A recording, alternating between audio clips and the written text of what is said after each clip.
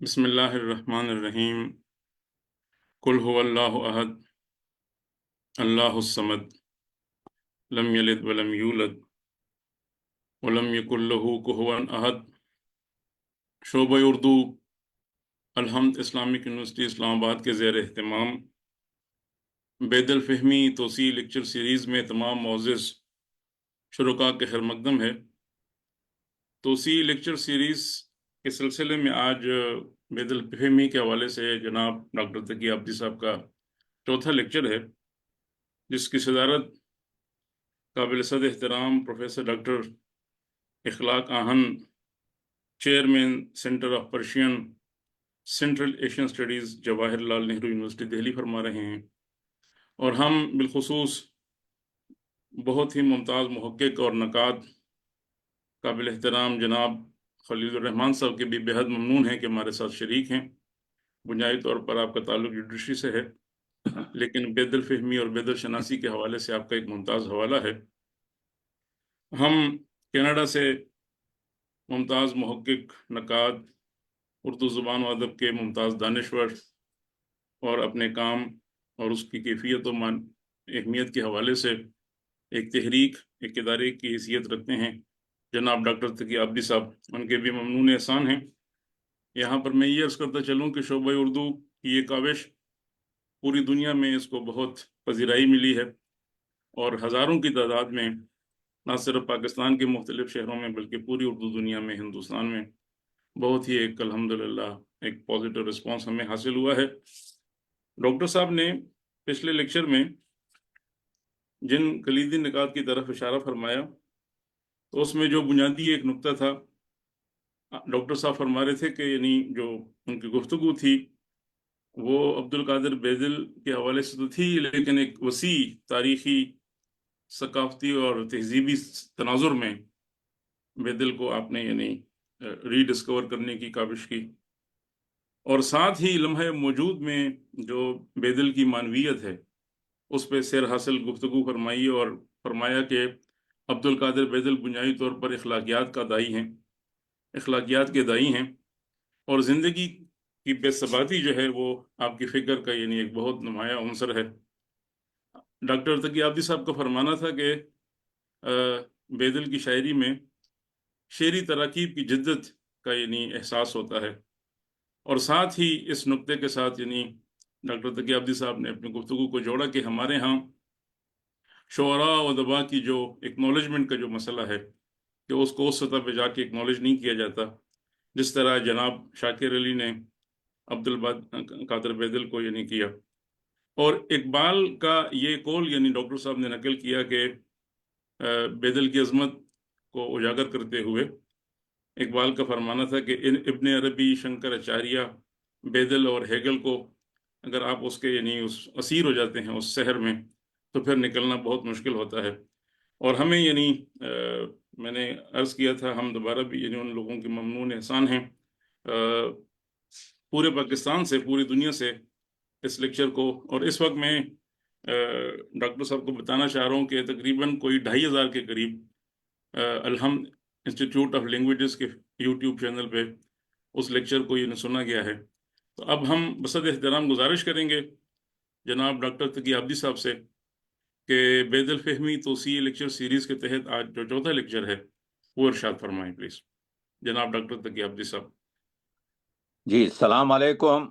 میں وعلیکم ممنون السلام۔ ہوں الحمد اسلامک یونیورسٹی کے شعبہ اردو اور مخصوصاً اس کے روح رواں پروفیسر شیر علی صاحب کا، اور جناب صدر جو میرے محسن، میرے دوست پروفیسر اخلاق آہن صاحب، جن سے میرے پرانے روابط ہیں، اور میرے دوست بھی جو سپریم کورٹ کے ایڈوکیٹ ہیں جناب خلیل الرحمان صاحب بھی، جو دہلی سے اس عرض یہ کر رہا ہوں کہ اگرچہ کہ ہمارا جو ہے یہ چوتھا لیکچر ہے، جو یہ سوال میں پہلے اس میں رکھنا چاہ رہا ہوں کہ بیدل کو ہم کیوں پڑھیں، اور اگر بیدل کو پڑھیں تو کیسے پڑھیں۔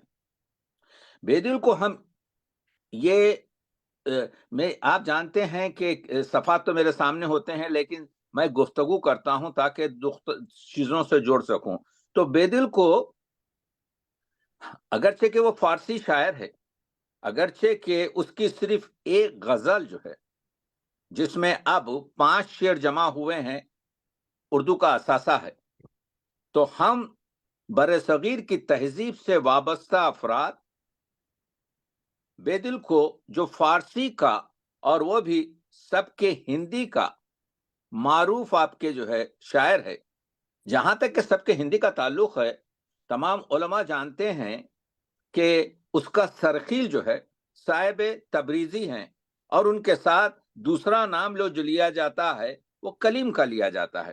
تو بے دل تیسرے نمبر پر اس لحاظ سے، عمر کے لحاظ سے، دور کے لحاظ سے، لیکن بے دل ہماری تہذیب کا نمائندہ ترین آپ کے جو ہے شاعر ہے.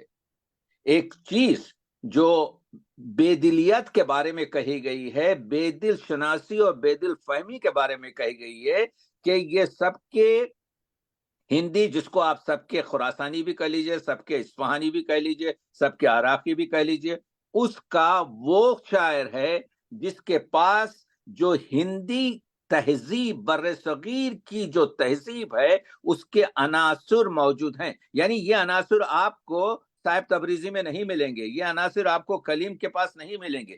تو اب میں آؤں گا اس پر آپ کے.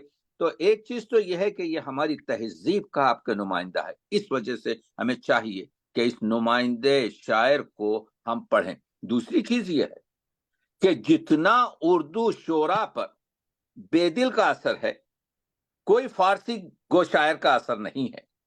عرض کر رہا ہوں، بعض نے بتایا ہے، بعض نے نہیں بتایا ہے. ہم نے دیکھا کہ غالب آپ کے جو ہے وہ صحیح اور سچا شخص ہے جو کہتا ہے کہ آپ کے جو ہے اسد اللہ خان قیامت ہے، طرز بے دل میں آپ کے جو ریختہ کہنا وہاں پر. لیکن ہم اپنے لیکچر میں بتائیں گے کہ سب سے زیادہ اگر کسی اردو شاعر نے ہمارے محدود مطالعے میں جس کا ہے، اس کا نام ہے آپ کے سر محمد اقبال. علامہ اقبال نے اگرچہ کہ ایک چھوٹا سا کتابچہ لکھ دیا برگسن اور آپ کے ان کے بارے میں، وہ ایک دوسری جہت ہے، لیکن استفادہ جس کو کہتے ہیں ترکیبات سے، افکار سے، اور اس کے بیانیے سے، اور وہ جو چیز جو کہتے ہیں. تو میرا کہنے کا مطلب یہ ہے کہ بے دل کا اثر ہماری اردو شاعری پر ہے، بے دل کا اثر ہماری بر صغیر کی تہذیب پر ہے. بے دل کو ہم اس وجہ سے پڑھیں کہ بے دل نے سب کے ہندی کو ایک ایسے آپ کے محراب میں سجا دیا کہ اس کے بعد سے ایران جو منکر سب کے ہندی تھا، ایران جس نے 150 سال تک ہم کو سزا دی، اور اسی وجہ سے بے دل شناسی ایران میں ازبکستان اور تاجکستان اور افغانستان اور وہ شوروی کے آپ کے رشیا کے ان علاقوں میں جہاں پر فارسی تھی اس میں مقبول ہوا، لیکن ایران میں مقبول نہیں ہوا. ایران میں تو 60-70 سال سے جو ہے بے دل شناسی کا جو ہے چراغ جل رہا ہے. اس کی وجہ یہ تھی کہ بے دل نے جو مسائل کو پیش کیا. دیکھیے، تو بے دل ہماری، اور اس کے علاوہ بے دل کے پاس جو نثر ہے، جو غالب کے خطوط کے ساتھ فارسی کے حشر ہوا ہے. 1947 کے بعد غالب نے کبھی فارسی کا خط نہیں لکھا. اگر فارسی کا خط لکھا تو صرف ایک ہی، ٹیپو سلطان کے پوتے کو لکھا، جو کو آخری عمر تک ان کو فارسی کا خط لکھتے تھے. لیکن 1847 کے بعد سے غالب نے اردو خط لکھے، لیکن فارسی خطوط میں پورا چربا جو ہے اگر آپ ترجمہ کریں تو وہ بے دلیت ہے.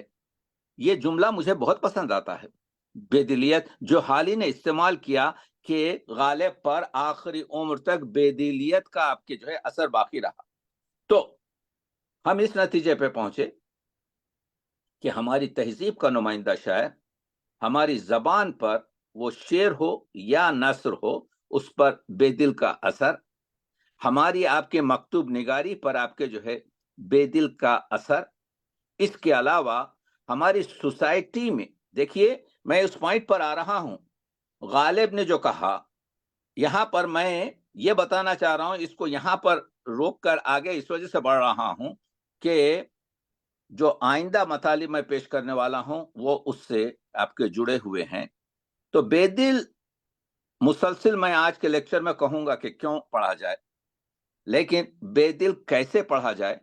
بے دل کو چاہیے یہ کہ ہمارا جو انوائرمنٹ ہے، ہمارا جو معاشرہ ہے، ہمارا جو سماج ہے، ہماری جو ادبی کیفیت ہے، اس میں بے دل کو سہل طریقے سے آپ کے جو ہے پیش کیا جائے.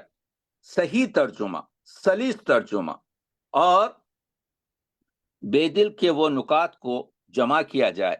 دیکھیے نکات پر آج ہم بات کریں گے، لیکن بے دل کے نکات کا ترجمہ ہوا ہے. بے دل کے جو 75 کچھ آپ کے جو ہے نکات ہیں، تو بے دل کو پڑھنے کے لیے ضروری یہ ہے کہ بے دل کو نصاب میں شامل کیا جائے ترجمے کی شکل میں ہر لیول پر، یعنی دبستان میں، کالجوں میں، یونیورسٹیز میں.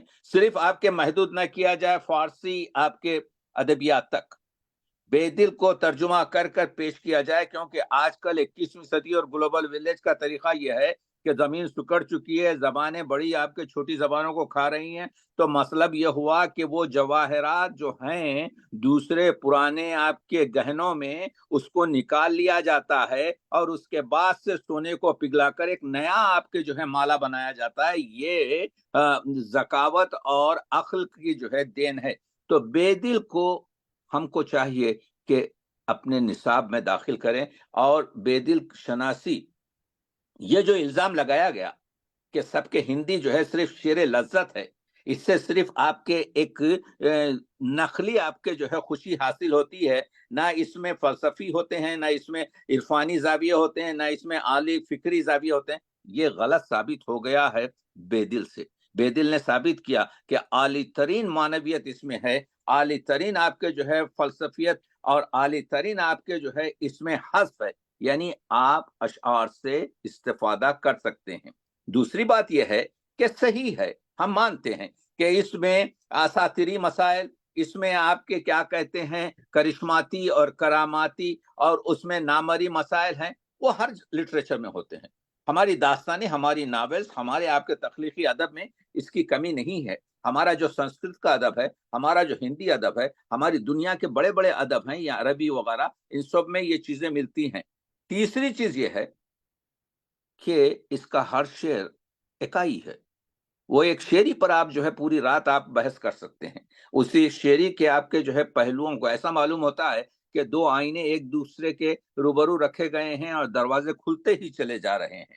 یہ جو اس کو سمجھنے کے لیے ایک مرتبہ میں یہ بتانا چاہ رہا ہوں کہ ہم یہاں پر ایک یہ جو سب کے ہندی کی بات کرتے ہیں، یہاں پر ایک 2 منٹ میں ایک گفتگو کرنا چاہتا ہوں کہ دیکھیے فارسی ادب میں اس طرف توجہ ہمارے طرف نہیں ڈالی گئی، کیونکہ ہم لوگوں نے ایک بڑا عجیب کام کیا. ہم یعنی ہمارے معاشرے نے، ہم نے اپنی اردو تنقید اور نقد کو جوڑ دیا غربی دنیا سے. غربی دنیا سے ہمارا کوئی تعلق ہی نہیں ہے. یعنی 19ویں صدی میں، 20ویں صدی کے آغاز میں کچھ ہمارے پاس انگلش پڑھے ہوئے لوگوں نے آپ کے ہمارے شعروں کو، ہمارے شاعروں کو، ہمارے تخلیق کاروں کو وہ مغربی ٹرانسلیٹڈ بکس سے یا مغربی انگریزیوں کے اس سے ملٹن سے فلاں سے ولاں سے جوڑ کر تو وہ چیز جو ہے بے دل کے ساتھ بھی کی گئی. کہیں پر برگاسان سے، کہیں پر کانٹ سے، کہیں پر ہیگل سے، کہیں پر آپ کے دوسرے شعرا سے. تو مگر بے دل کو جوڑا جائے اپنے ماحول کے شاعروں سے، یعنی یا اس کو سنسکرت کے شاعروں سے، یا اس کو عربی کے ابن عربی کی جو مسائل آپ کے چل رہے ہیں تصوفی شعرا سے، یا ہمارے بر صغیر کی جو ہے. تو یہ ہم کو جانا پڑے گا 1 منٹ کے لیے. موضوع دیکھیے، میں بے دل شناسی پر بات کر رہا ہوں. یہ لیکچر اسی وجہ سے ہیں کہ ہم کو جاننا پڑے گا کہ 600-700 سال پہلے جب فارسی ادب میں، جب فارسی غزل میں یہ چیزیں آئیں کہ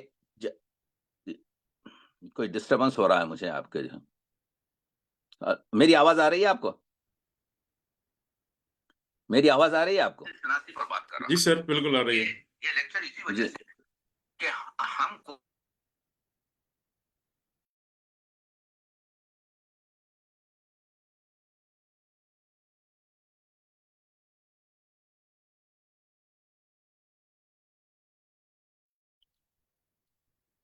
ڈاکٹر تقی عابدی صاحب کا رابطہ غالباً منقطع ہوا ہے.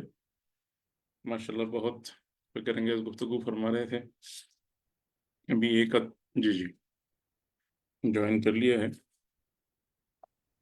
کوئی بیچ میں جی کچھ ڈسٹربنس ہو گیا تھا، معذرت چاہتا ہوں. جی تو میں عرض یہ کر رہا تھا کہ جس چیز کو تازہ گوئی کہتے تھے، یعنی 500-600 سال پہلے، یعنی باریک اور دقیق خیالی، آپ کے باریک آپ کے جو ہے اور نازک خیالی.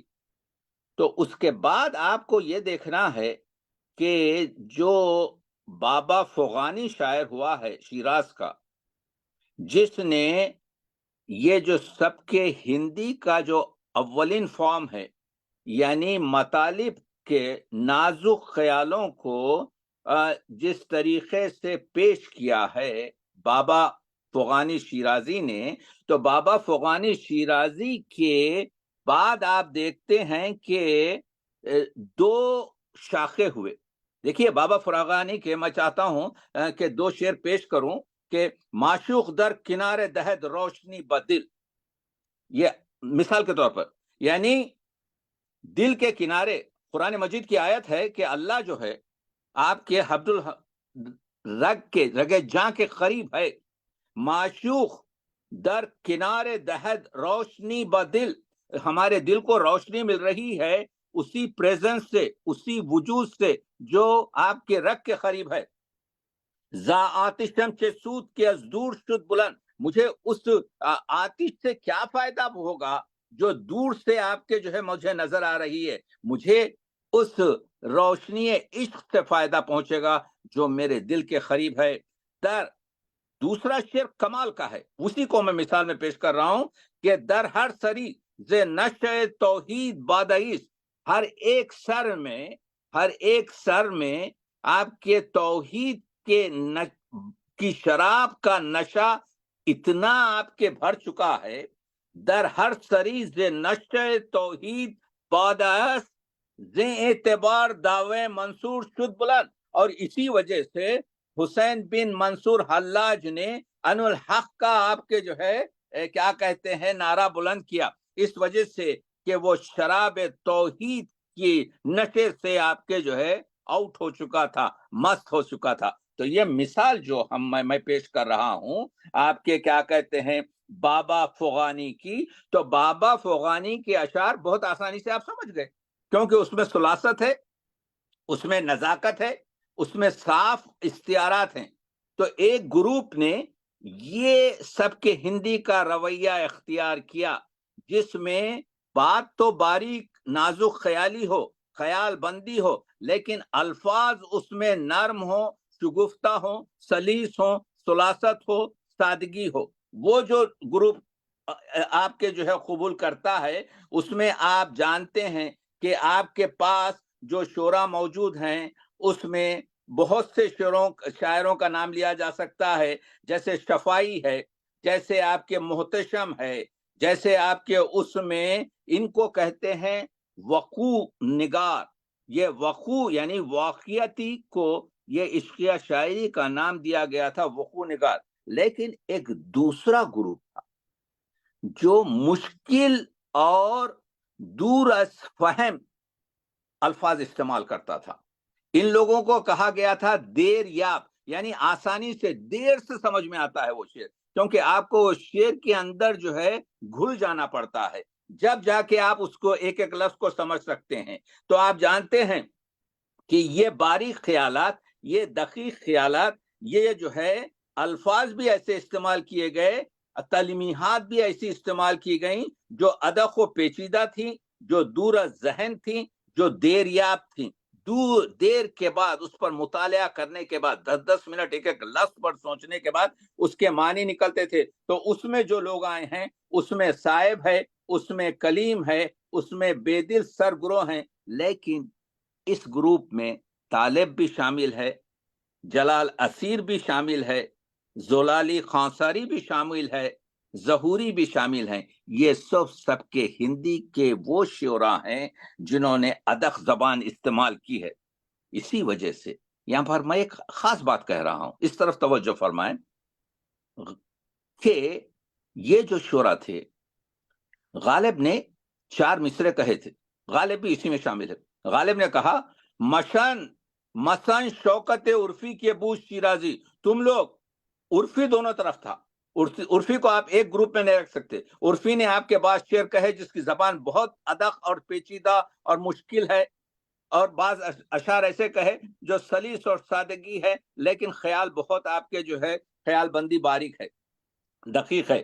تو غالب نے کہا مثلاً شوکت عرفی کے بو شیرازی، تم شوکت عرفی کی اور شوکت کی جو ہے تعریف مت کرو، اس وجہ سے کہ وہ شیراز سے تھے۔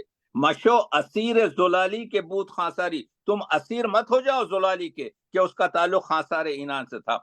بس سومنات خیالم درائی تابینی، غالب کہتا ہے تم میرے سومنات خیالی میں تو آؤ، رواں فروز برین دو شائز زناری، تو تم دیکھو گے کہ میرے بازوؤں سے تجلیات کے شعلے بلند ہیں، اگرچہ کہ میرے سینے پر زنار پڑا ہوا ہے۔ کیا کہہ رہا ہے غالب؟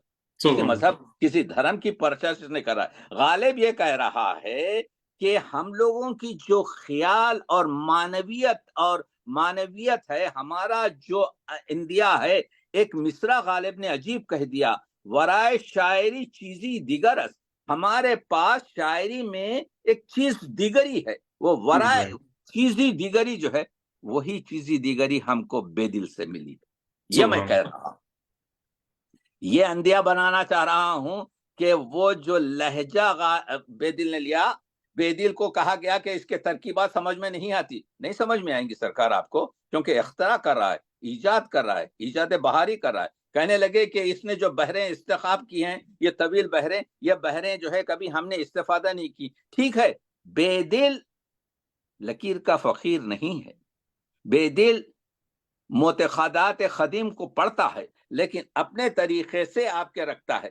دیکھیے، بے دل محسوس سے نامحسوس کا شکر کرتا ہے۔ بے دل کا ایک شعر پیش کر رہا ہوں کہ یار برخاست چون رفتم من بے دل بنشست، یہ شعر لیتے جائیے، یہی ہے نازک خیالی۔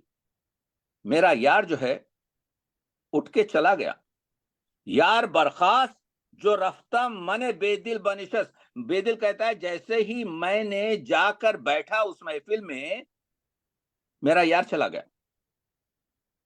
یار برخاست جو رفتم من بے دل بنشست، غرضی بود کہ از بزم کند بیرونم، یعنی میں اس وجہ سے گیا داخل وہ کہ مجھے معلوم تھا کہ لوگوں نے دیکھا، دیکھو بے دل آتے ہی یہ جو جس آدمی کو ہم چاہتے تھے وہ چلا گیا، تو بے دل کو بھی نکال دو۔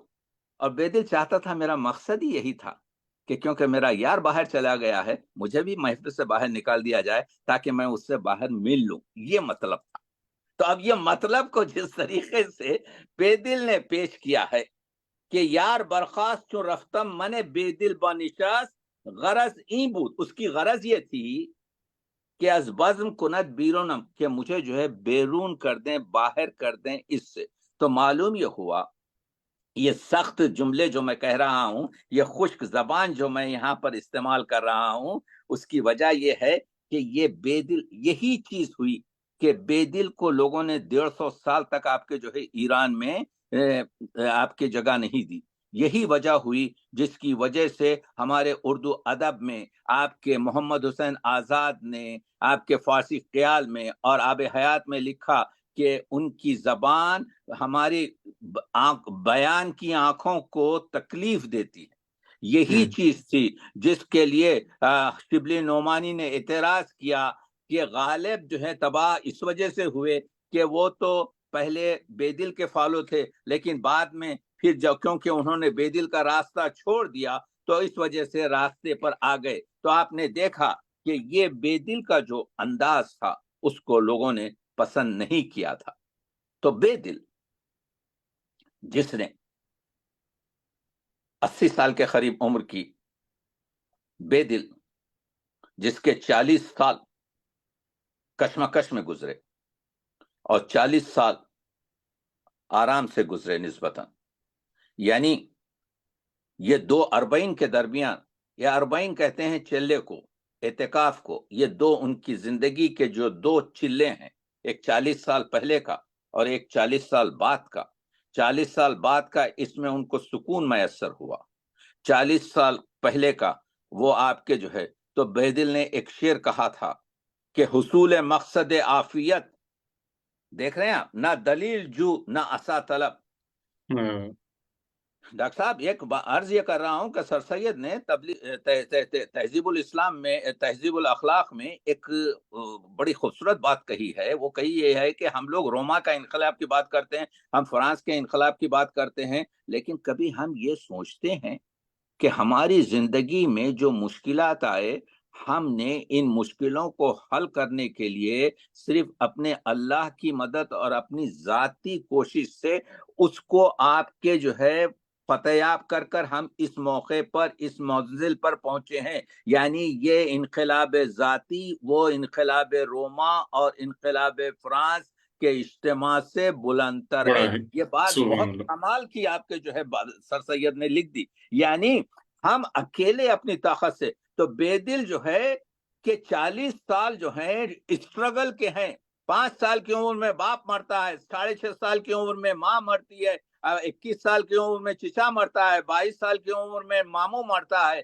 کبھی آپ کے جو ہے کیا کہتے ہیں سپاہی بنتا ہے آپ کے جو چھوٹی سی عمر کے پیسے کے لیے، کبھی آپ کے جو ہے اس کے اشعار کی توہین کی جاتی ہے۔ یہی جو اورنگزیب کا بیٹا ہے جس کے دستے میں یہ شامل تھا، جب ایک شخص آپ کے جو ہے بیدل کے کچھ شعر پڑھتا ہے اس کے سامنے،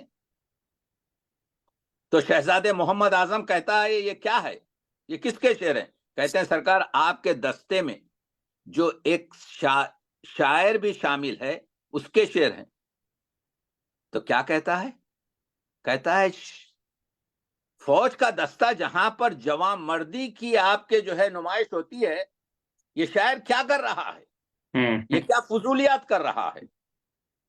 جا کر وہ شخص بیدل کو کہتا ہے آج تیرے شعر پڑھے گئے شہزادے محمد اعظم کے سامنے، اور اس نے یہ ری ایکشن داخل کیا۔ اسی منٹ بیدل اس سے استعفیٰ دیتا ہے، باہر آتا ہے، کیونکہ قدر نہیں ہے۔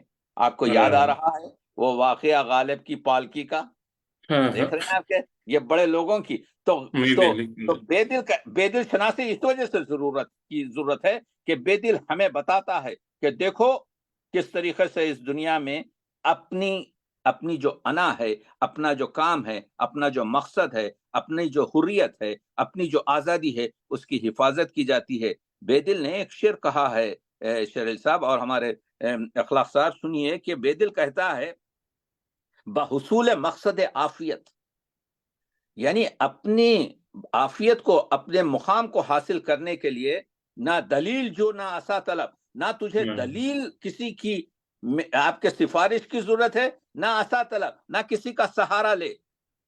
تو عظیم تجھے اشک ہم کم نہیں، اے شخص یہ تو ایک آنسو کے خطرے سے چھوٹا نہیں ہے، خدمی سے آبل پا طلب، یعنی یہ آنسو چھپا ہوا آنکھ میں تھا، یہ آنسو کوئی جانتا نہیں تھا کہ کیا اس کا کام ہے، کیا یہ بتا سکے گا، لیکن جب یہ آنسو آپ کے کیا کہتے ہیں رخسار پر چلنے لگا تو پوری دنیا کو معلوم ہو گیا کہ یہ شخص رو رہا ہے، اس کو درد ہے، اس کو رنج ہے، اس خوش نہیں ہے۔ تو کہہ رہا ہے اس شعر میں بیدل کہ دیکھ آنسو جو سراپا اس کے پیر میں آبلہ ہے، یعنی آنسو کیا، یہ تشبیہ دیکھیے کہ آنسو کے پیر میں یہ آنسو جو ہے پورا آبلہ ہے، ایک آبلے کے ساتھ آپ کیسا چل سکتے ہیں؟ کتنی تکلیف دہ ہوگی کہ آپ کے پیر میں آبلہ بھی ہو اور آپ چلیں۔ تو کہہ رہا ہے کہ اے شخص تو آنسو سے تو چھوٹا نہیں ہے، تو دیکھ رہا ہے کہ آنسو اپنی آنکھ کے گھر سے نکلا، اتنا بڑا آبلہ اس کے پیر میں تھا، اس تکلیف سے بھی چلا اور چل کے دنیا پہ ظاہر کر دیا کہ میرا مدعا کیا ہے۔ تو بھی نکل کر اپنی جو ہے کیا کہتے ہیں دنیا پہ ظاہر کر کہ تو کیا ہے، تو انسان کو حوصلہ دیتا ہے۔ یہ میں کہہ رہا ہوں کہ بیدل آپ کے جو ہے کیا کہتے ہیں انسان کو حوصلہ سکھاتا ہے۔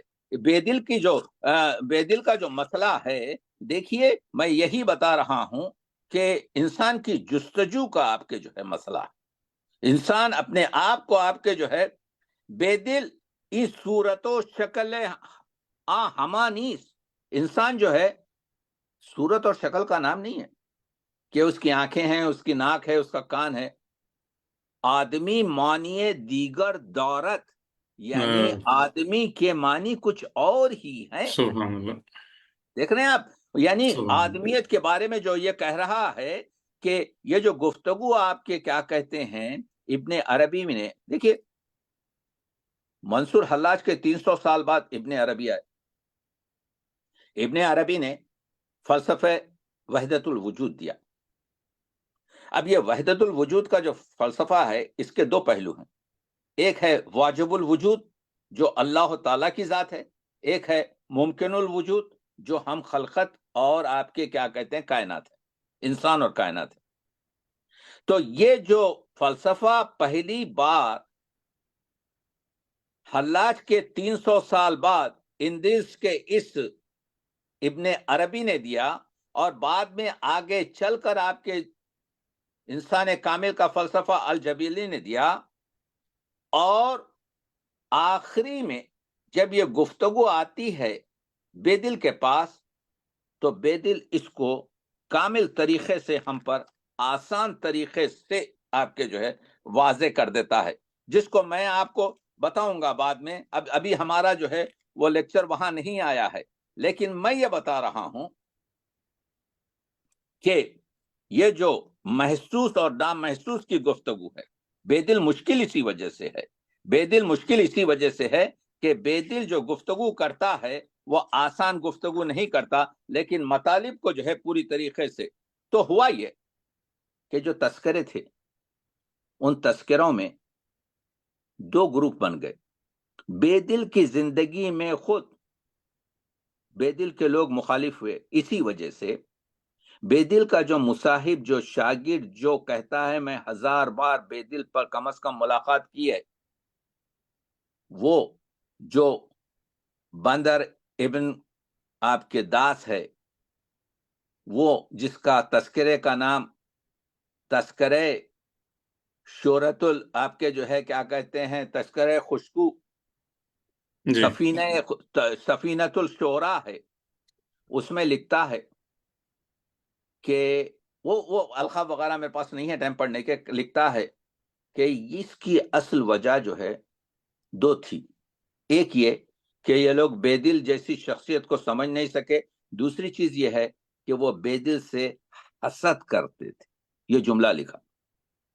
तो आप देखिए ये जो बेदिल का जो 4 अंसुर है, जो बेदिल ने 41 साल की उम्र में शुरू किया और 63 साल तक यानी 21 साल के अरसे में लिखा, इसमें बेदिल की 63 साल तक की उम्र की दास्तान तो आ गई, लेकिन आखिरी जो तकरीबन 17 साल बचे, वो 17 साल हमको इन तस्करों में मिलते हैं, जिसमें मैं 4 तस्करों का आपको जिक्र इस वजह से करना चाहता हूं, ये बेदिल फहमी और बेदिल शनासी और बेदिलियत को समझने के लिए जरूरी है।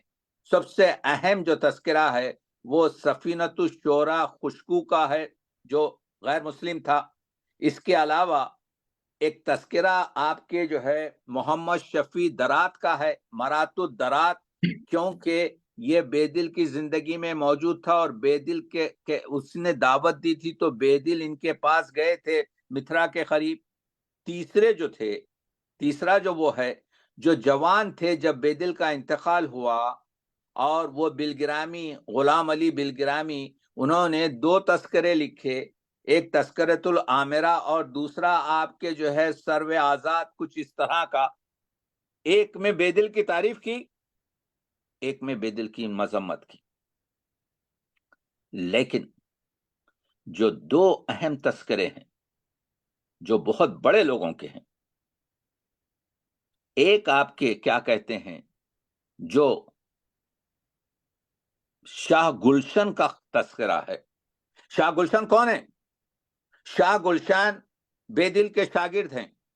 शाह गुलशन ولی دکنی کے استاد ہیں. تو دیکھیے شاہ گلشن کی اہمیت دیکھیے، ولی دکنی جو باوائے اردو ہے اس کے استاد ہیں اور بیدل کے شاگرد ہیں. یہ شاہ گلشن نے ایک جملہ کہا، فارسی میں ہے، وہ پورا آپ پڑھ سکتے ہیں، پروفیسر اخلاق بھی جو ہم سے جڑے ہوئے، انہوں نے کہا آج نہیں 100 سال 200 سال کے بعد یہ جو لوگ کہہ رہے ہیں ان کی ترکیبات سمجھ میں نہیں آتی، ترکیبات جدید ہیں، جو کہتے ہیں کہ انہوں نے انحراف کیا، جو کہتے ہیں کہ انہوں نے آپ کے جو ہے جو جدت پسندی کی وہ قابل قبول نہیں ہے، وہ سب بیدل کی عظمت کو جانیں گے. تو ہم آج جو بیدل کے تقریباً پیدا ہونے کے تقریباً 400 سال کے قریب بات کر رہے ہیں، آج اس کی ضرورت ہے کہ جو چیز شاہ گلشن نے کہی ہے اس کو ہم آج صحیح جان رہے ہیں. اور دوسرے جو ہیں وہ آپ جانتے ہیں کہ خان آرزو نے بھی یہی آپ کے پریڈکشن کیا تھا. تو خان آرزو نے اور شاہ گلشن نے تعریف کی، اور دونوں اس زمانے میں شاگرد تھے کس کے؟ بیدل کے. اور اس کے علاوہ بل گرامی نے تعریف نہیں کی، ایک میں تعریف کی، ایک میں ان کی آپ کے جو ہے یعنی نقص اور ان کے اغلاط کو بتایا. تو وہاں سے یہ سلسلہ چلا. تو تذکروں میں ضرورت اس چیز کی ہے آج بیدل کو ہم کیسے پڑھیں؟ بیدل کو ہم تذکروں کی روشنی میں سے زیادہ بیدل کو ہم اس کے کلام کی روشنی میں پڑھیں. بیدل کو آپ کے تذکروں سے آپ مت سمجھیے. تذکرے جو ہے مبالغے سے بھرے ہوئے ہیں، تذکرے جو ہے آپ کے جو ہے عقیدتوں سے بھرے ہوئے ہیں، تذکرے جو ہے آپ کے مخالف دشمنی قوتوں سے بھرے ہوئے ہیں. تو پڑھنے کی ضرورت اگر ہے تو ہم کو آپ اس وقت ضرورت یہ ہے. دیکھیے بیدل نے ایک 4 مصرے لکھے زندگی کے بارے میں، کیونکہ بیدل یہ کہتا ہے کہ سب کے ہندی تنہا سبک ہے جس میں جواں مردی، جس میں طاقت، جس میں کشمکش کا ذکر ہوتا ہے. جتنے بھی رزمیے لکھے گئے ہیں، جتنے بھی زندگی میں مقابلے کی چیزیں لکھی گئی ہیں، وہ سب کے ہندی میں ملے گا. آپ کو شاعری کا کوئی ایسا طرز یا پیٹرن نہیں ملے گا جس میں جذبات کی جو ہے آپ کے مردانگی، جس میں طاقت، جس میں مقابلہ، جس میں کشمکش کا ذکر ہو، وہ سب سے زیادہ ملتا ہے. تو زندگی اور موت کا جو فلسفہ ہے، بیدل سے 300 سال پہلے ایک بڑے صوفی نے موت کی قسمیں بتائی تھی. بیدل نے بھی 4 مصرے لکھے. موتیس 4 نوا در خلق اللہ. موت جو ہے بندوں میں 4 قسم کی ہے. از آتش و آب و زخم و رنج جانکا. دیکھیے بیدل سے 300 سال پہلے کہا گیا تھا کہ تصوف میں بتایا گیا تھا ایک مرگ ہوتی ہے سفید، ایک موت ہوتی ہے سیاہ، ایک موت ہوتی ہے سرخ، ایک موت ہوتی ہے سبز. سفید مرگ جو ہے بھوک سے ہوتی ہے، سیاہ موت جو ہے مشکلات سے، بردباری سے، پریشانیوں سے ہوتی ہے، اور موت سرخ جو ہے شہوت نفسانی سے ہوتی ہے کہ ملک کشائی، ایک دوسرے پر آپ کے چڑھائی، آپ کے. اور مرگ سبز جو ہے پوشیدن لباس خشن و زبر، یعنی آپ کے جو ہے کیا کہتے ہیں تظاہرات سے ہوتی ہے. تو یہ فلسفے کی چیزیں ہیں.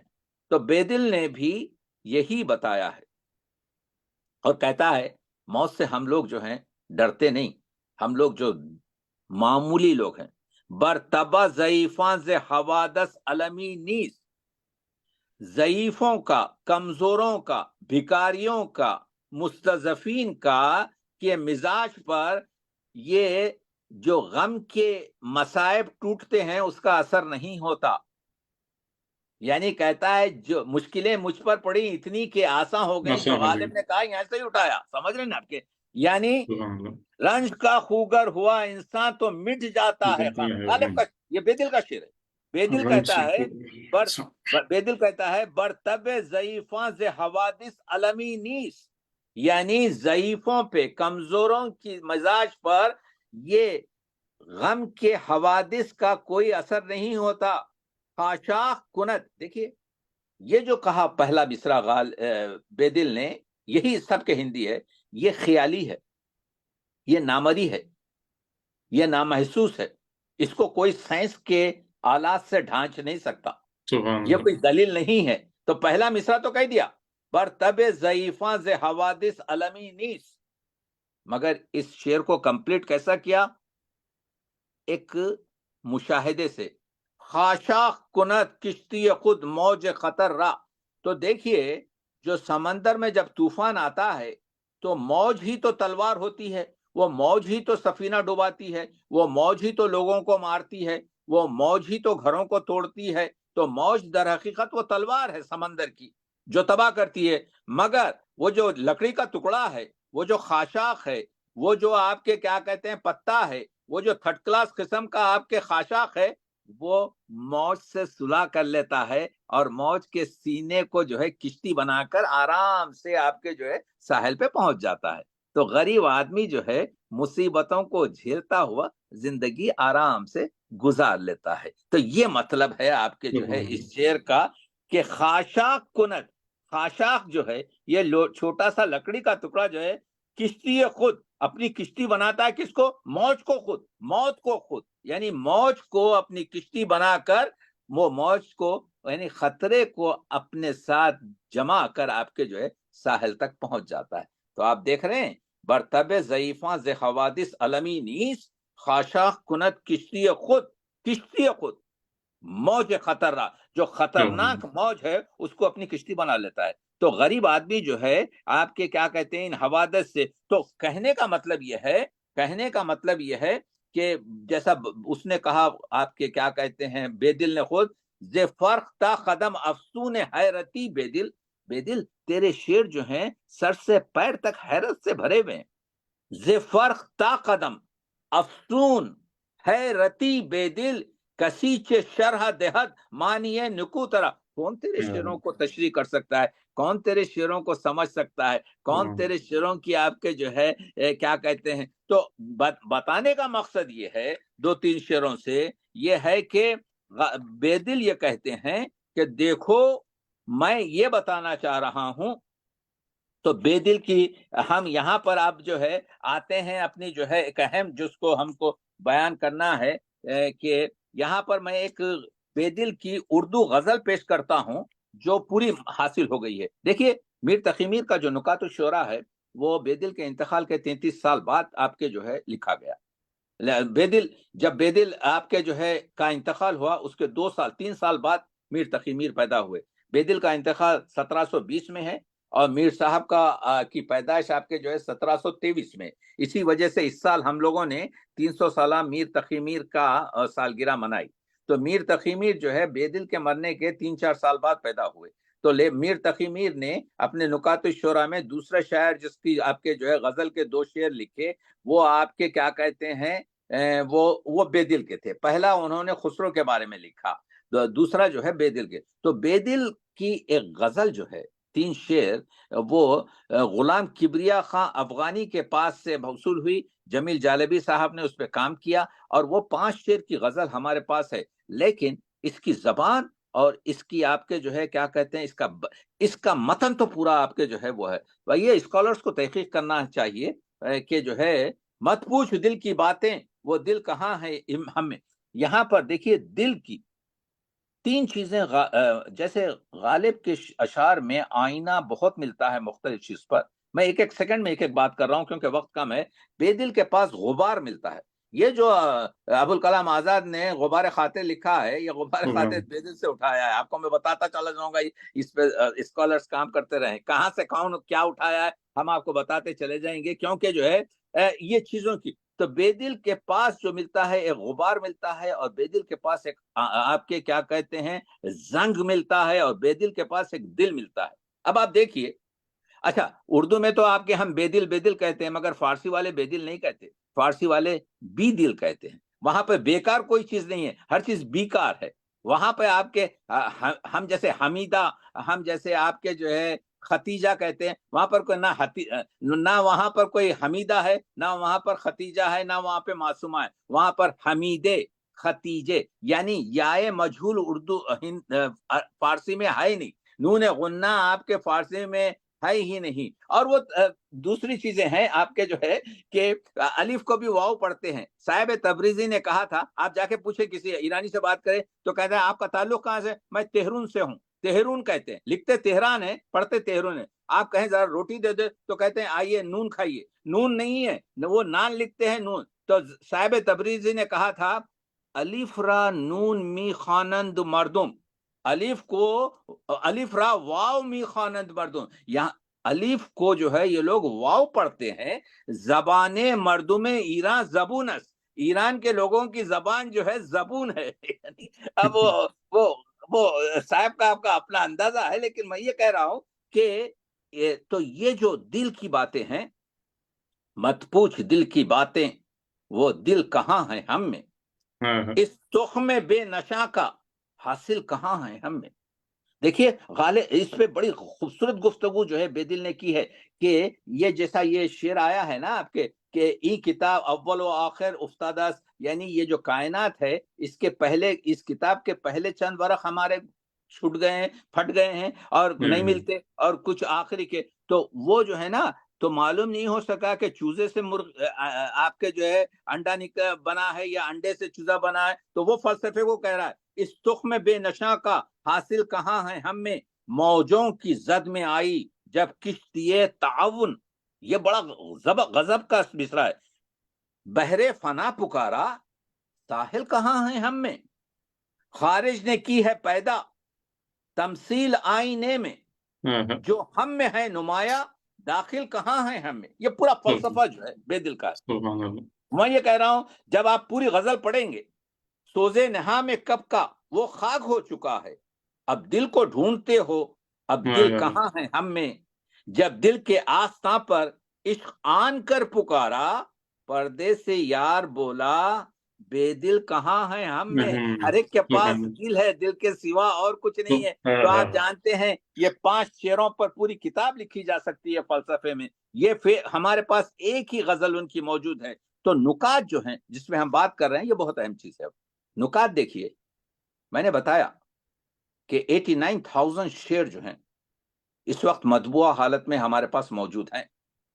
اس کے علاوہ ہمارے پاس بے دل کی 3 نثری کتابیں ہیں، ایک 4 عنصر، عنصر اول انہوں نے اس میں اپنے بچپنے اور اپنی نوجوانی کی بات کی ہے اور کچھ شاعری کی۔ عنصر دوم میں انہوں نے حالات کی اور اپنی عمر جو گزر رہی ہے اور اس کے ساتھ جو دست و پنجہ نرم کر رہے ہیں اور شاعری کی بات کی ہے۔ اور عنصر سوم اور عنصر چہارم میں تجربات اور مشاہدات کی بات کر رہے ہیں۔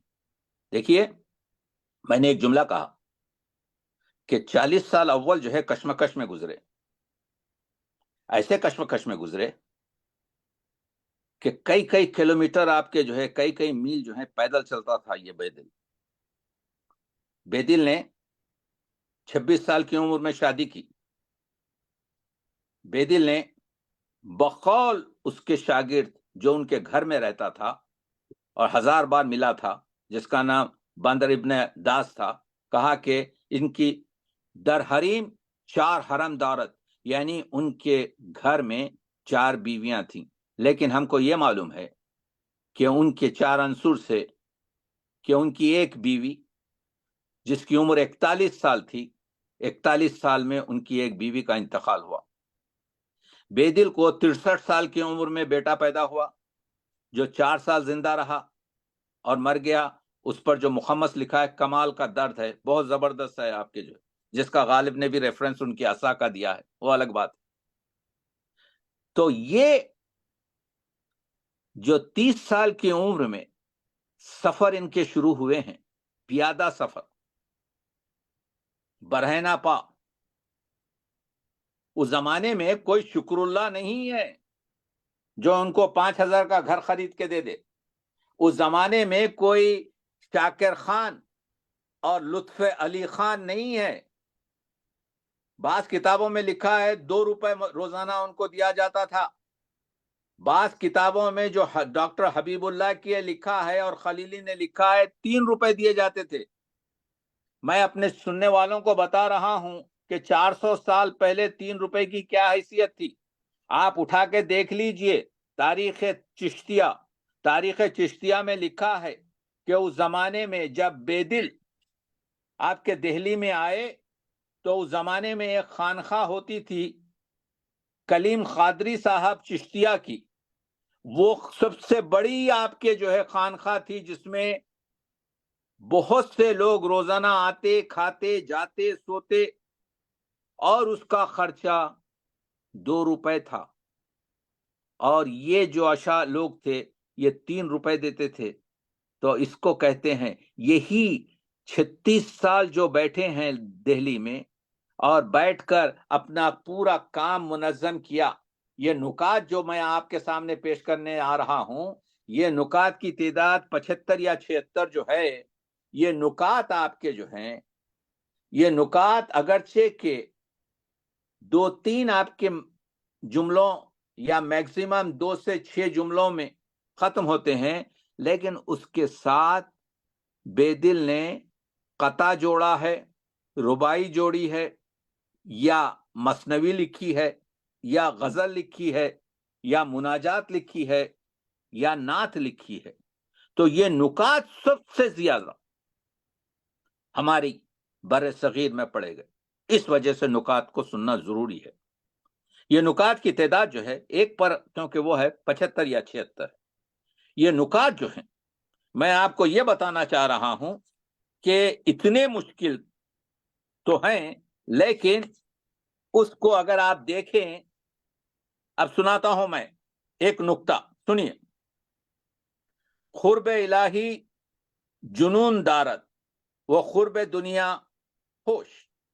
یعنی اگر تم چاہتے ہو اللہ کے قریب ہو تو تم کو عشق اور عشق کی جو حد ہے جنون اختیار کرنا ہے اور قرب دنیا ہوش.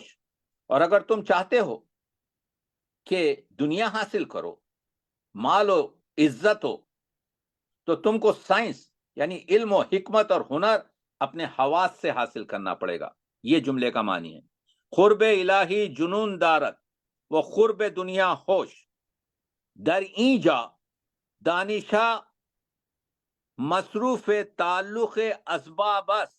یعنی یہاں پر دنیا میں آپ کو علم و حکمت اور ہنر حاصل کرنا پڑے گا تاکہ اسباب حاصل کر سکیں.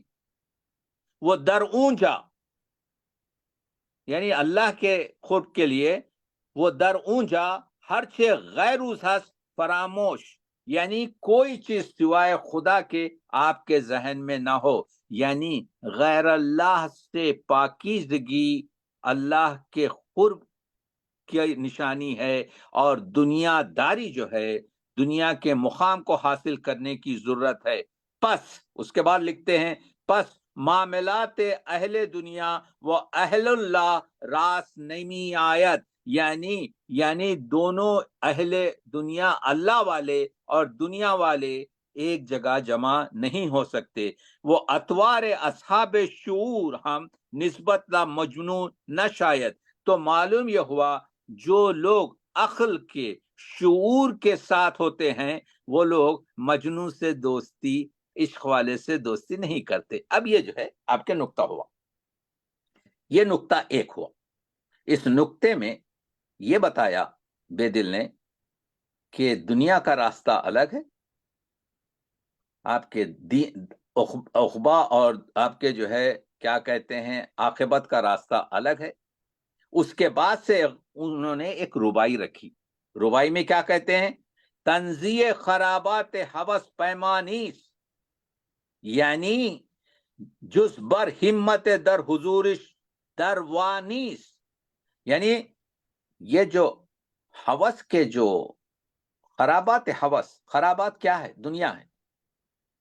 حوث یہاں پر صرف ہر چیز کی حوث ہوتی ہے مال زیادہ سے زیادہ کمایا جائے، شہرت زیادہ سے زیادہ حاصل کی جائے، عمر زیادہ سے زیادہ پائی جائے.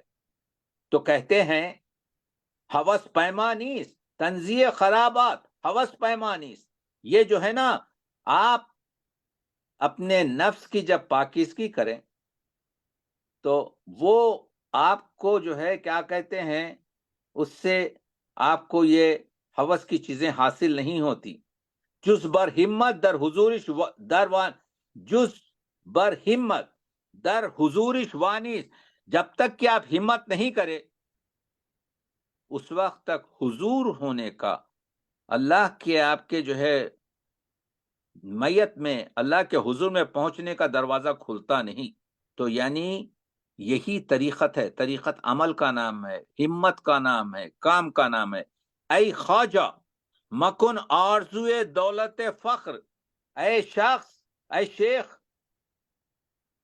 دولت فخر حاصل کرنے کی آرزو مت کر، فقیر بننے کی آرزو مت کر. کیوں؟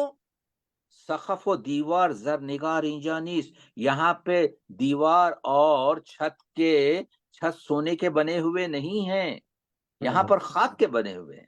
آپ دیکھیں سبحان تو اللہ. کیا کیا آپ کے جو ہے بے دل نے، ایک نقطے میں پہلے نقطے کو بیان کیا، اس کے بعد ایک ربائی لکھی. ربائی کا نتیجہ یہ دیا کہ اے شیخ، یہاں تو ہر ایک جو ہے فقیر نہیں بن سکتا، ہر ایک جو ہے آپ کے اللہ والا نہیں بن سکتا، ہر ایک صوفی وہ مجذوب وہ قلندر نہیں بن سکتا، کیونکہ یہاں پہ جو عمارت ہے اس کے نہ چاندی کے سونے کے دروازے ہیں نہ وہ ہے. تو اب اس کے بعد سے کیا کرتا ہے وہ، وہاں پر آپ کے غزل لکھتے ہیں. دیکھیے نکات کا کام ہی نہیں ہو سکا آپ کے جو ہے ڈاکٹر صاحب، اس وجہ سے کہ وہ جو نکات ہیں اس کے اندر جو دیے گئے خطات ہیں، اس کے نیچے جو دیے گئے غزل ہے، اس کے نیچے جو دی گئی مثنوی ہے، وہ مثنوی جو ہے وہ پورے معلوم، جب آپ پورا ڈیپ پڑھیں گے، بہت گہری آپ کے تعلق سے پڑھیں گے تو کنیکشن آپ کو معلوم ہوگا. تو ایک نکات کبھی آدھے صفحے میں ہے، ایک نکات کبھی 5 صفحے میں ہے. تو اب اس کے بعد کیا اس نقطے کے نیچے بے دل نے ایک نعت دی. یہ نعت میں کچھ شعر سنانا چاہتا ہوں. یہ نعت کمال کی نعت. اسی طریقے سے حمد بھی ہے، مناجات بھی ہے دوسری جگہ. نعت میں کہتے ہیں، سنیے، یہی بے دلیت ہے، یہی بے دل کا طرز ہے، یہی بے دل کا انداز ہے. آپ نے لاکھوں نعت سنے ہوں گی، میں نے بھی لاکھوں آپ کے جو ہے کیا کہتے ہیں ہزاروں سے نعتیں سنی. میں نعت کا طالب علم ہوں. نعت کا مطلب دیکھیے، زبانم قابل حمد خدا شد، میری زبان اللہ کی حمد کرنے کے قابل ہوئی. کتنا زبانم، میری زبان، قابل حمد خدا شد، زبان میری حمد خدا کرنے کے قابل ہوئی. کب؟ کہ بنام محمد آشنا شد، جب میں حضور کے نام گرامی کی برکت سے آشنا ہوا. نام سے آشنا ہونے کے معنی کیا ہے؟ منافل محمد ہونے کے نام ہے. یعنی حضور کی آپ کے سیرت، حضور کی آپ کے زندگی، نام جو ہے یہاں پر ایک لفظ آیا ہے.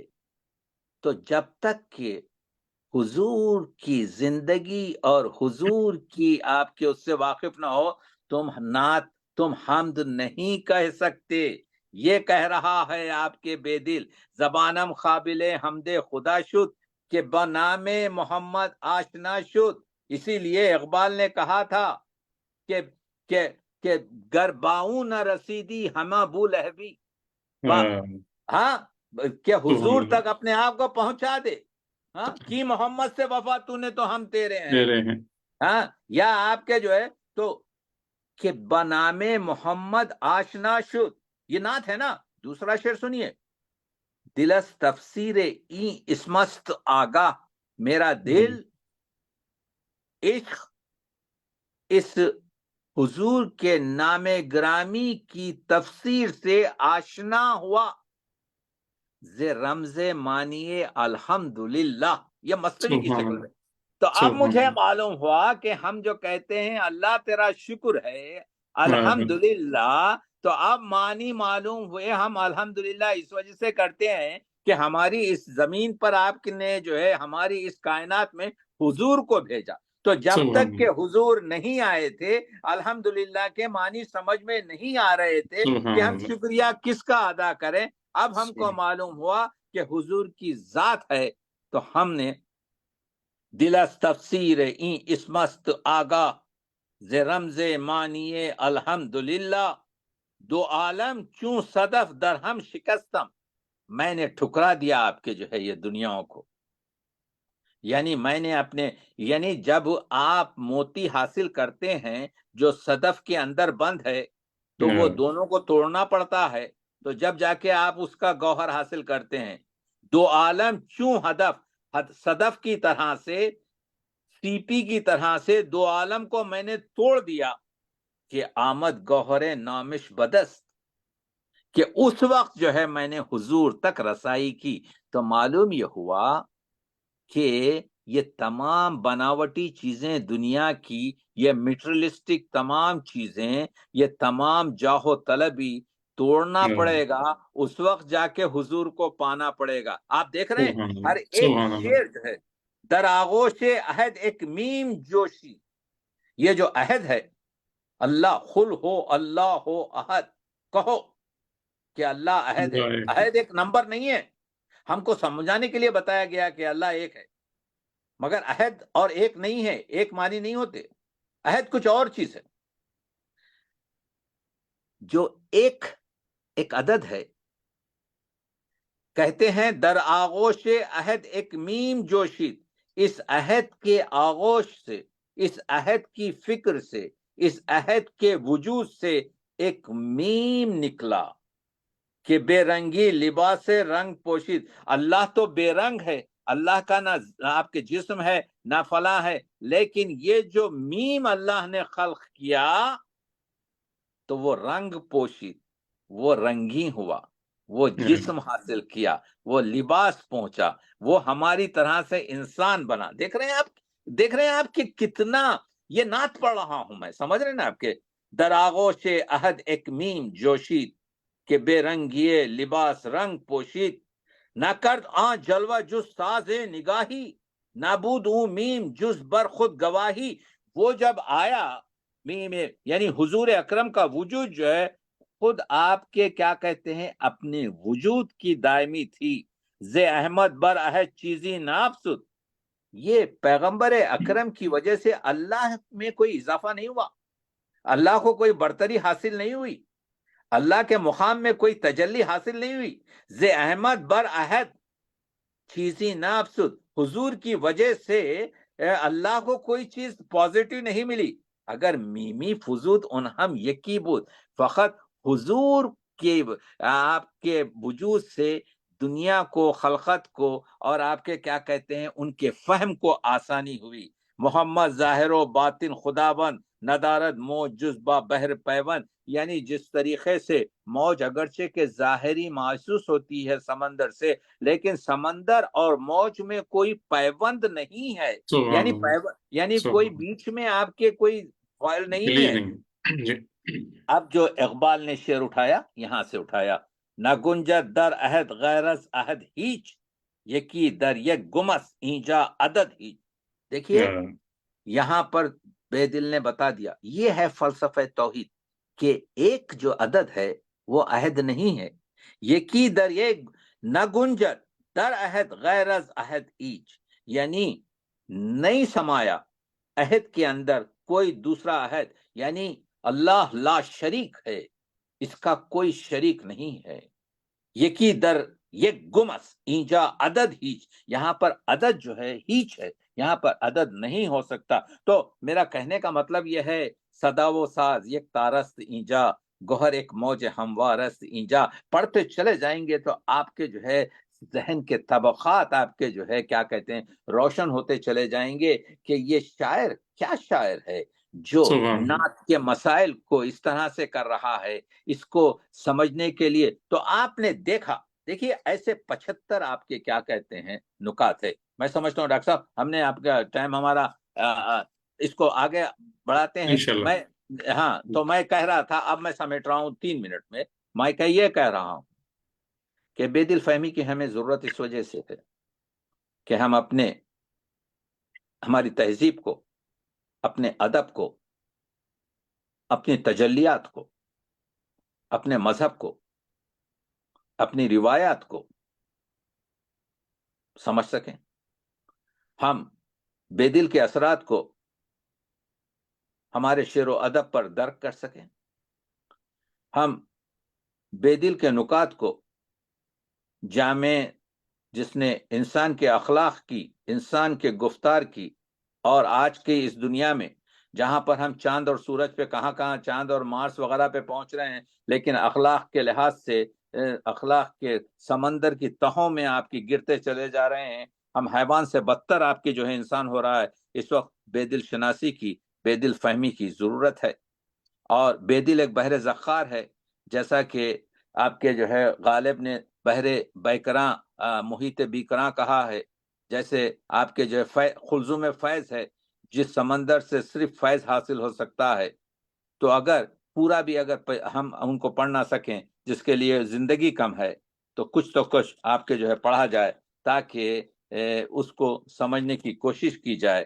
تو اس لحاظ سے یوں سمجھیے کہ کیونکہ بے دل نے کہا تھا فطرت بے دل ہما آئین موجز نماز، بے دل کی جو فطرت ہے وہ پورا جو ہے معجزے کا ایک آئینہ ہے۔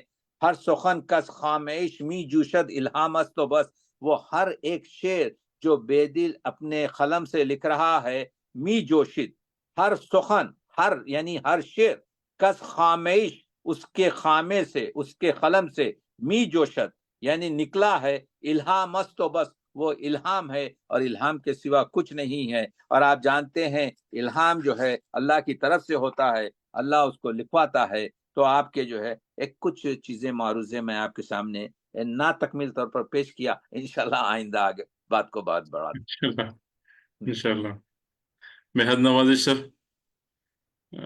مکرم ناظرین، ناظرین مکرم، آپ قابل احترام جناب ڈاکٹر تقی عابدی صاحب کا فکر انگیز لیکچر سماعت فرما رہے تھے، اور ڈاکٹر صاحب میں بتاتا چلوں کہ اس وقت فیس بک پر کوئی 1000 سے زیادہ لوگ ہمارے ساتھ جڑے ہوئے ہیں اور دیکھ رہے ہیں، اور یہاں پاکستان سے ہمارے جو دوست ہیں، مثلا ڈاکٹر آور چودھری صاحب ہیں، ممتاز افسانہ نگار ہیں، اور نمل یونیورسٹی ہے یہاں پر، نیشنل انسٹی آف ماڈرن لینگویجز، وہاں کے ایک نوجوان محقق ہیں ڈاکٹر عمر سیال، چیئر پرسن ہیں ڈاکٹر صدف نقوی فیصل آباد سے، ڈاکٹر سمیرہ اکبر، ڈاکٹر زرغونہ، صفدر امام قادری صاحب ہیں۔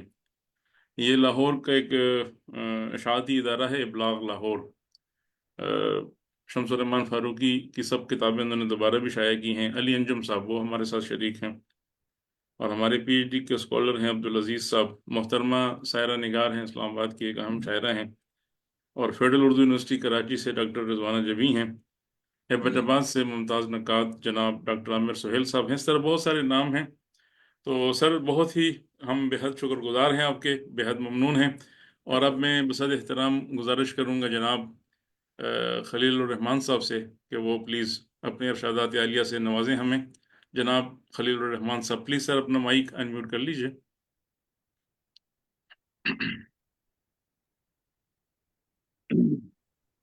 بہرحال تقی عابدی صاحب کی تحقیق تو غیر معمولی ہے، اور وہ جس طرح جزیات تک ان کی رسائی ہوتی ہے اور اتنی آسانی سے ہوتی ہے، اس پر سب لوگ صرف حیرانگی کا اظہار کر سکتے ہیں۔ یقیناً بہت سارے نکات اس میں اٹھائے تقی عابدی صاحب نے، لیکن جو شروعات ہوئی تھی، جو 2 سوالات قائم کیے تھے عابدی صاحب نے کہ ہم آج بے دل کو کیوں پڑھیں اور کیسے پڑھیں، یہ پچھلے تقریباً 50 سال سے ہمارے شاعری میں خاص طور سے اور ادب میں عام طور سے یہ بات آتی ہے کہ کیسے پڑھا جائے۔ تو چونکہ وقت کی بہت کمی ہے، اس پہ گفتگو بہت طویل کی جا سکتی ہے۔ تقی عابدی صاحب نے فرمایا کہ شاعر کی زندگی میں جو کچھ ہے اس کو اس کے کلام کی روشنی میں پڑھنا چاہیے۔ تو یہ بات تو یقیناً درست ہے کہ کسی بھی شاعری کا، چاہے کہ وہ بڑی شاعری ہو، اس کی تفہیم و تعبیر خود اس کے ادبی معاشرے کے اصولوں میں ہی کی جا سکتی ہے۔ ہم غزل کی تفہیم اور تعبیر فرانسیسی اصولوں پر یا انگریزی شاعری کے اصولوں پر نہیں کر سکتے، فارسی میں بھی نہیں کر سکتے۔ غالب کے بہت سارے اشعار ہیں جو ایرانی بالکل سمجھنے سے قاصر ہیں، بیدل کی بہت سارے اشعار ہیں، بے شمار اشعار ہیں جو ایرانی نہیں سمجھ سکتے، کیونکہ ان کے یہاں بات ہی ایک مختلف انداز میں ہوتی ہے، ان کی شعریات ہی الگ ہے. اور سب کے ہندی جس پر تقی آبدی صاحب نے زور دیا وہ یقیناً ایک بہت بڑی بات ہے. اور سب کے ہندی کے سب سے بڑے شاعر اخلاق صاحب تشریف رکھتے ہیں یہاں پر، جو فارسی کے غیر معمولی استاد ہیں، اور ان کی بڑی نظر ہے کہ بیدل سے بڑا سب کے ہندی کا کوئی دوسرا شاعر ہمارے یہاں نہیں ہے. لیکن تقی آبدی صاحب سے میں دست بستہ ایک چیز عرض کرنا چاہتا ہوں کہ آپ نے فرمایا کہ رزمیہ تمام شاعری وہ سب کے ہندی کے علاوہ کسی میں نہیں ہو سکتی. میرا خیال ہے یہ ایک بات ذرا حد سے باہر ہے، کیونکہ فردوسی کا شاہنامہ ہمارے پاس موجود ہے جو ظاہر ہے کہ سب کے ہندی کی شاعری نہیں ہے، اور رزمیہ کی جو کمالات فردوسی نے دکھائے ہیں شاہنامہ میں، وہ اس کی تو الفاظ نہیں ہیں اس کے بارے میں کوئی بیان کرنے سے. اچھا، دوسری بات یہ کہ ہم بیدل کی جب فکر پر بات کریں تو وہ دراصل مرحلہ دوسرا ہونا چاہیے. سب سے پہلے تو یہ کہ وہ بیدل نے جو بھی کچھ کلام کہا ہے یا اپنی فکر کا اظہار کیا ہے وہ شعر میں کیا ہے. تو بیدل کی شعریات کیا ہے؟ یاد رکھیے کہ جب تقی آبدی صاحب نے ذکر کیا شاہ گلشن کا، کہ شاہ گلشن نے جب علی سے کہا کہ ارے بھائی تم ریختہ میں شاعری کیوں نہیں کرتے، تو انہوں نے کہا کیسے کروں. یہ وہ لوگ تھے جو موضوع طبع تھے، جو فارسی کے بھی استاد تھے، تو وہ اپنی معذوری کی وجہ کیا تھی؟ وجہ صرف یہ تھی کہ ریختہ میں وہ شعریات موجود نہیں تھی. اس کے جواب میں پھر شاہ گلشن نے کہا کہ یہ فارسی کے مضامین پڑھے ہوئے ہو تم، بے جھجک ان کو استعمال کرو، تم سے کون پوچھنے والا ہے، وغیرہ وغیرہ. تازہ گوئی کی بات کی. تازہ گوئی ایک بہت بڑا اور وسیع موضوع ہے. تازہ گوئی کیا چیز ہے؟ اس میں مضمون نو بھی شامل ہے، اور اس میں وہ چیزیں بھی شامل ہیں جو اس سے پہلے نہیں تھی. اور اگر آپ اس میں کوئی ترمیم کرتے ہیں، میں ایک مثال دیتا ہوں. غالب کی مشہور غزل ہے جس کا مطلب ہے خوش بود فارغ ز بندے کفر و ایمان زیستن، حیف کافر مردن و آوخ مسلمان زیستن. یہ بحر بھی، یہ زمین بھی بیدل کی ہے. بیدل کے 9 شعر ہیں، غالب کے 6 شعر ہیں یا 7 شعر ہیں، میں ہو سکتا ہے غلطی کر رہا ہوں، لیکن وہاں سے لیے گئے. اب ایک ذکر تقی آبدی صاحب نے خود کر دیا، جس سے میں بہت اتفاق کرتا ہوں کیونکہ میں اقبالیات کا معمولی سا طالب علم ہوں. اقبال کا ایک انگریزی کا مقالہ ہے بیدل ان دی لائٹ آف ہینری برگسون، اور اس کے تیسرے پیراگراف میں علامہ اقبال جیسے عالی دماغ اور جس آدمی کی منصفانہ مزاج سے سب لوگ واقف ہیں، انہوں نے کہا کہ غالب بیدل کو نہیں سمجھ سکے. کیوں کہا، کیا کہا، تھوڑا سا وہاں پہ استدلال موجود ہے جو کہ بہت غلط بھی نہیں ہے کہ بیدل کو سمجھنا. اب شبلی کا تو ظاہر ہے کہ تعصب تھا ایک طرح کا، کہ انہوں نے ببانگ دوہل کہہ دیا کہ غالب راہ راست پہ آ گیا کہ انہوں نے بیدل کو چھوڑ دیا، اور وہ نظیری ظہوری اور اس طرح کی بات کی. یہ اور شعر العجم میں بیدل کا ذکر تک نہیں ہے تمام کے. بہرحال وہ میں اس پر کوئی تبصرہ کیا کر سکتا ہوں، بیٹھے ہوئے ہیں تقی آبدی صاحب، یہ اس پر کریں گے. لیکن میں بات بہت ساری ہو سکتی ہے. تقی آبدی صاحب کا اتنا فکر انگیز کلام ہوتا ہے کہ اس سے بہت سارے محرکات پیدا ہوتے ہیں. آج جب یہ گفتگو میں بڑے غور سے سن رہا تھا، وہ کہ میں آج بہت اچھی صحت میں نہیں ہوں، لیکن مجھے بہت سارے ایسے نکات ملے جو میں آج رات بیٹھ کے اس کو نقل کروں گا کہ وہ بہت اس پہ کیا گفتگو کی جا سکتی ہے. اور ظاہر ہے مبارکباد کے مستحق ہیں آپ ڈاکٹر شیر علی صاحب بھی، اور تقی آبدی صاحب تو ظاہر ہے کہ ہمارے عزیز بلکہ ہمارے تحقیق کے سرتاج ہیں، کیا کیا کہا جائے.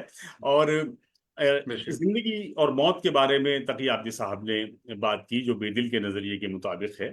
اور دیکھیے، کوئی بھی شاعر وہ کتنا ہی بڑا حکیم ہو، فلسفی ہو، اس کا ایک منظم فلسفہ نہیں ہوتا حیات کے تئیں، وہ بدلتا رہتا ہے، اور یہی اس کا ارتقاء ہوتا ہے. تو اس کی سب سے بڑی مثال ہمارے علامہ اقبال ہے. علامہ اقبال جس عروج تک پہنچے، اور وہ بھی ظاہر ہے کہ بہرحال میں اس پہ وہ بھی تفصیلی بات ہو جائے گی. تقی آبدی صاحب کی نظر ایک شعر کرنا چاہتا ہوں میں بیدل کا، اور یہ وہ شعر ہے جو اقبال کو بہت پسند تھا، کیونکہ اقبال پہ میں بہت کام تھوڑا بہت کر رہا ہوں آج کل. دل اگر میداشت وسعت بے نشاں بھی چمن، اس پہ تزوین کی ہے علامہ اقبال نے. اچھا، میں ہندوستانی لہجے میں یہ کر رہا ہوں، یہ مجہول کی بات کیا نہیں کروں گا میں. دل اگر میداشت وسعت بے نشاں بودی چمن، رنگ میں بیرون نشست از بس کے مینا تنگ بود. تو مینا کی تنگی ہی ہوتی ہے جو باہر نشانات چھوڑتی ہے. لیکن بہرحال بہت ہی عمدہ اور بہت ہی خوب اور بہت ہی خوشی دینے والا اور بہت ہی تحریک پیدا کرنے والا یہ خطبہ تھا تقی عابدی صاحب کا، جس کے لیے میں شیر علی صاحب کا ذاتی طور سے بہت ممنون ہوں کہ انہوں نے اتنی اچھی یہ آراستہ کی محفل اور ہم سب کو یہ سننے کا موقع ملا. بے حد شکریہ. بہت ممنون، بہت ممنون، بہت بےحد عمدہ. نوازش. جناب خلیل الرحمان صاحب اظہار خیال فرما رہے تھے. سر ہم آپ کے بےحد شکر گزار ہیں کہ آپ نے اپنا قیمتی وقت ہمیں دیا. اور اب ہم تقریب کے صدر گرامی قدر جناب پروفیسر ڈاکٹر اخلاق احمد صاحب سے گزارش کریں گے کہ پلیز اپنے صدارتی کلمات سے نوازیں. جناب ڈاکٹر اخلاق احمد صاحب. بہت شکریہ پروفیسر شیر علی صاحب. بہت مبارکباد کہ آپ نے یہ بیل کے حوالے سے یہ سلسلہ شروع کیا ہے جس سے ہم تمام مستفید ہو رہے ہیں اور ڈاکٹر صاحب کی تقاریر ہم سن رہے ہیں. خلیل الرحمان صاحب نے بڑی عمدہ گفتگو کی اور ڈاکٹر تقی عابدی صاحب کا خطبہ تو بہرحال وہ جو عرفی کا شعر ہے ظفر تاب قدم ہر کجا کے مین گرم کرشمہ من دل می کشد کی جا اینجاست. جائیں سر. اور سبحان اللہ. جو ان کی انرجی ہے وہ ہم سب کو جو ہے ایک طرح سے تحریک دیتی رہتی ہے. وہ جو مصرع ہے کہ مزند آزانیم کے آرام نہ گیریم، تو ڈاکٹر صاحب کی جو فعالیت ہے وہ اس مصرے کی تجسیم ہے. شروع میں اور اس میں کئی نکات ایسے آئے ہیں جس پہ بہت طویل گفتگو ہو سکتی ہے. میں مختصراً عرض کرنا چاہوں گا. ظاہر ہے اتنی طویل گفتگو کے بعد کچھ کہنا ایک اضافی چیز ہوگی. پہلے تو یہی اور بہت ہی عمدہ بات کہی ڈاکٹر صاحب نے کہ بے دل کو کیوں پڑھا جانا چاہیے. بے دل ظاہر ہے ہماری تہذیب کا ایک ایسا عظیم شاعر ہے جس کے کلام میں اور جن تحریروں میں گزشتہ تمام عہد کے جو منابع ہیں اور جو فکری جو سرمایہ ہے وہ اس میں محفوظ ہے. دوسرے یہ کہ خود بے دل نے اپنے بعد آنے والی تمام نسلوں کو متاثر کیا ہے. یہ ایک حقیقت ہے، یہ کوئی اس میں مبالغے کی جی. بات نہیں. اور بے دل کے بعد جو دو بڑی شخصیات ہمارے یہاں شعر میں آئی ہیں، غالب اور اقبال. اور میں نے بہت پہلے 20 سال پہلے ایک مضمون بھی لکھا بھی تھا کہ یہ تینوں جو ہیں تثلیث بناتے ہیں ہمارے جو ادبی سلسلہ ہے اس میں بے دل، غالب اور اقبال. اور ڈاکٹر صاحب نے بڑا خوبصورت اشارہ کیا کہ غالب کیوں بے دل کو پسند کرتے ہیں، اور وہ جو جو جو ایک جہان دیگر ہے وہ کیا چیز ہے جس کو غالب نے اپنی شاعری میں انگیز کیا. لیکن اس سے آگے بڑھ کے اقبال آتے ہیں اور اقبال بھی بے دل کو اپنا مرشد مانتے ہیں. اور اقبال نے ایک خط لکھا تھا شیخ اکرام کو، اس میں انہوں نے بلکہ غالب کے حوالے سے یہ شکایت بھی کی کہ غالب کو بے دل فہمی میں چوک ہوئی ہے. اور یہ چیز کون سی چوک ہوئی ہے، کس طرف ان کا اشارہ ہے؟ بنیادی یہی بات یہ ہے. جی اخلاق صاحب، یہی بات جو میں نے عرض کیا کہ انہوں نے اپنے جی. انگریزی کے مضمون میں جو برساؤں کے تعلق سے تھا، جی اس میں بھی علامہ نے یہی بات کہی کہ غالب کی بے دل فہمی بہت مشکوک ہے. تفہیم میں جو ہے اشتباہ ہوا ہے. جی. لیکن کیا چیز تھی جو جس اشتباہ کی طرف وہ اشارہ کر رہے ہیں؟ اس میں ایک جو چیز ہے وہ جو بے دل کی غزلیہ شاعری میں اتنی نہیں دکھائی دیتی مجھے. ان کے جو ترکیب بند ہے یا ترجیح بند ہے اس میں زیادہ مجھے پڑتا ہے. وہ ہے جو حرکی عناصر. اور بے دل دلی میں بیٹھے ہوئے ہیں، دلی پورے ملک کا مرکز تھا لیکن دلی اجڑ بھی چکی تھی. اور وہ اس 1000 سالہ جو ایک روایت جو سلسلہ چلا آ رہا تھا اس کے زوال کو بھی دیکھ رہے تھے، اور اس کے خلاف ان کی شاعری میں ایک احتجاج ہے جس احتجاج کو اقبال نے بہت بلند آہنگی کے ساتھ اٹھایا ہے۔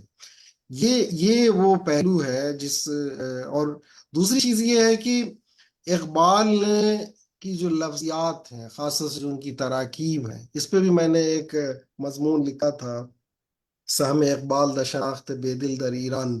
اس میں اس کی نشاندہی بھی کی کہ مثال کے طور پہ بانگ درا ہے، بال جبریل ہے، ضرب کلیم ہے، بے دل بھی یہ تمام جو ہیں اسی بلند آہنگی کا اشاریہ بھی ہیں، اور یہ سب بے دل کے ہیں۔ یہ انہوں سبحان نے اللہ، سبحان اٹھایا اللہ۔ ہے۔